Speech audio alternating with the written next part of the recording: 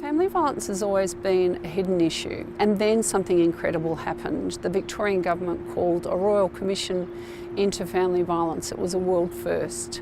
And the Commission forensically reviewed the Victorian family violence system and looked at the international evidence base and came up with 227 recommendations that were designed to build a system to keep women and children safe and also start the work of preventing violence from even happening in the first place.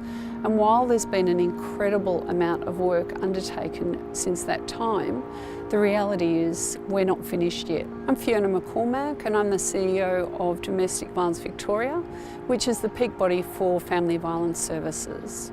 I'm Christina Laris from Gender Equity Victoria, the peak body for gender equity, women's health and the prevention of violence against women. My name is Carolyn Worth. I'm representative of the CASA Forum, which is the peak body for the 15 Centres Against Sexual Assault in Victoria. I'm Jackson Fairchild from No to Violence, the peak body for specialist services who work with men using family violence. We have come together because family violence is still our state's biggest crime, health, economic and human rights problem. And it can no longer be treated as a political football. We have a roadmap.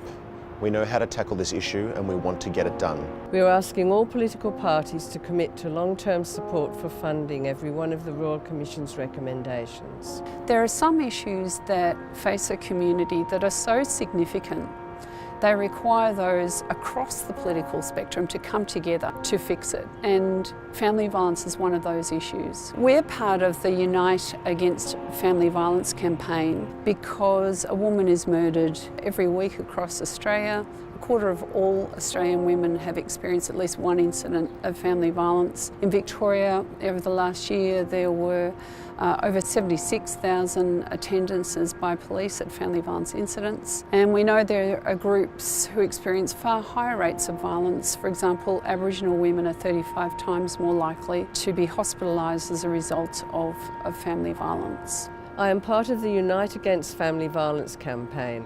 We are asking all political parties to unite to end family violence because sexual assault is often perpetrated in families, and we know that by working together we can end family violence. Since the age of 15, 1 in 5 women has experienced sexual assault, and over their lifetime, 1 in 2 women will have experienced sexual harassment. Women are more likely to experience violence by somebody they know than by a stranger. Children often see or hear violence between their parents.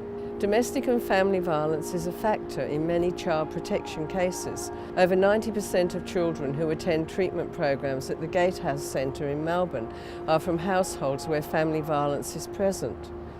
In the last 12 months, the number of sexual offences reported to police has gone up by 13%. I'm part of the Unite Against Family Violence campaign.